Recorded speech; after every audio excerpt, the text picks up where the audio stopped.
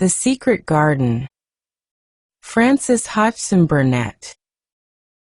Previously, Colin awoke to the scent of spring drifting through his window, and Mary burst into the room with breathless joy. Flowers uncurling, buds glowing on every branch, and newborn creatures following Dickon across the moor. The fox, the crow, the squirrels, and the tiny lamb filled the once quiet chamber with life. Fresh air poured in, and Colin breathed deeply, feeling strength, hope, and a strange, wonderful happiness stirring inside him. As Mary described the secret garden awakening in full bloom, Colin sat upright, dreaming of the day he would see it himself. Now, with plans made in secret and excitement building, the moment draws closer, and the garden waits. "What big eyes you've got, Colin," she said. "When you are thinking they get as big as saucers. What are you thinking about now?" "I can't help thinking about what it will look like," he answered. "The garden?" asked Mary. "The springtime," he said. "I was thinking that I've really never seen it before. I scarcely ever went out, and when I did go I never looked at it. I didn't even think about it. I never saw it in India because there wasn't any," said Mary. Shut in and morbid as his life had been, Colin had more imagination than she had, and at least he had spent a good deal of time looking at wonderful books and pictures. "That morning when you ran in and said, 'It's come, you made me feel quite queer. It sounded as if things were coming with a great procession and big bursts and wafts of music.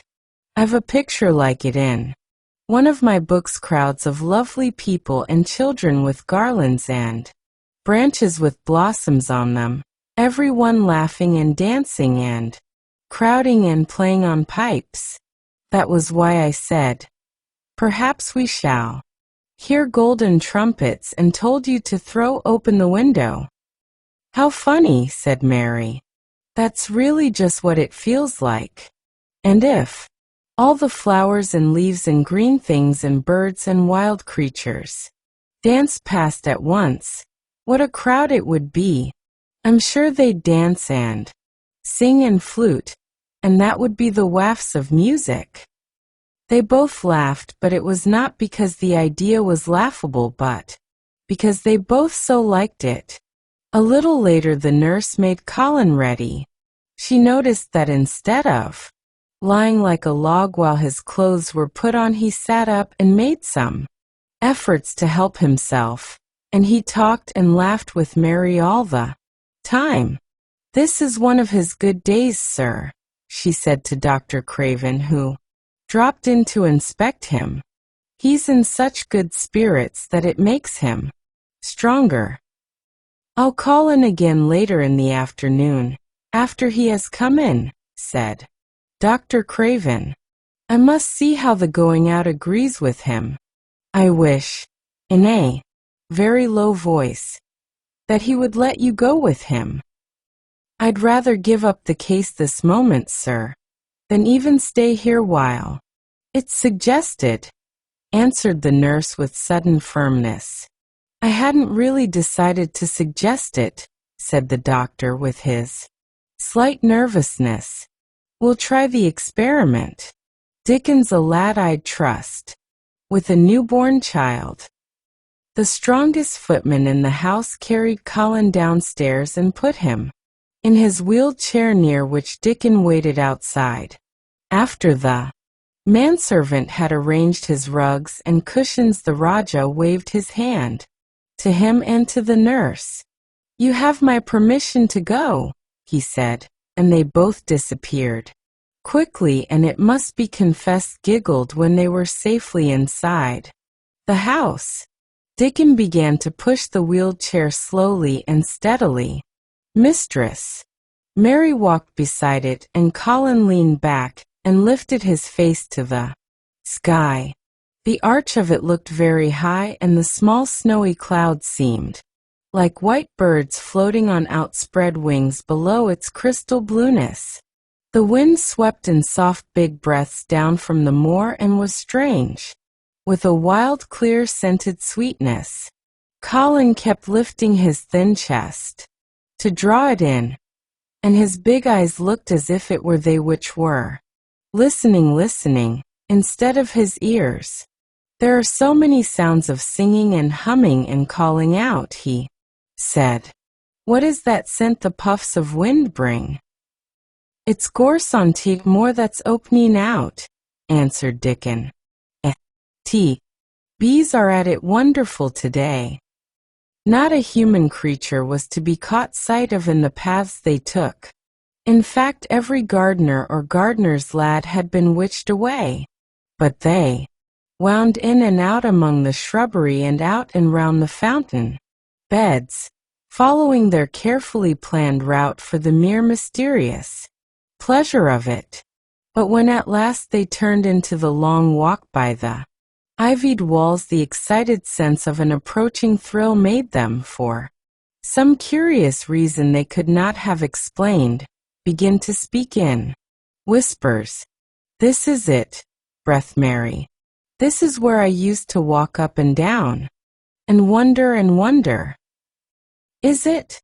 Cried Colin, and his eyes began to search the ivy with eager curiousness. But I can see nothing, he whispered. There is no door. That's what I thought, said Mary. Then there was a lovely breathless silence, and the chair wheeled on. That is the garden where Ben Weatherstaff works, said Mary. Is it? Said Colin. A few yards more and Mary whispered again. This is where the robin flew over the wall, she said. Is it? Cried Colin. Oh, I wish he'd come again. And that, said Mary with solemn delight, pointing under a big lilac bush, is where he perched on the little heap of earth and showed me the.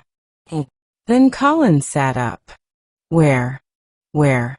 There, he cried, and his eyes were as big as the wolf's. In Red Riding Hood, when Red Riding Hood felt called upon to remark on the. Dickon stood still and the wheeled chair stopped.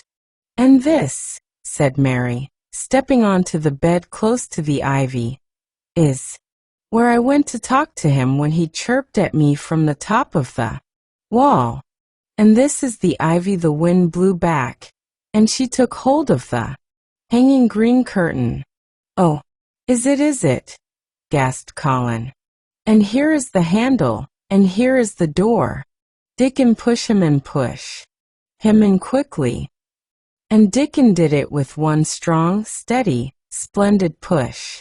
But Colin had actually dropped back against his cushions, even though he gasped with delight, and he had covered his eyes with his hands and held them there, shutting out everything until they were inside and the chair stopped as if by magic, and the door was closed. Not till then did he take them away and look round and round and round as Dickon and Mary had done, and over walls and earth and trees and swinging sprays and tendrils the fair green veil of tender little leaves had crept, and in the grass under the trees and the gray urns in the alcoves, and here and there everywhere were touches or splashes of gold and purple and white. And the trees were showing pink and snow above his head, and there were fluttering of wings and faint sweet pipes and humming and scents. And the sun fell warm upon his face like a hand with a lovely touch. And in wonder Mary and Dickon stood and stared at him. He looked so strange and different because a pink glow of color had actually crept all over him, ivory face and neck and hands and all. I shall get well, he cried out. Mary, Dickon, I shall get well, and I shall live forever and ever and ever. Stars are watching over you. You're never alone. Good night.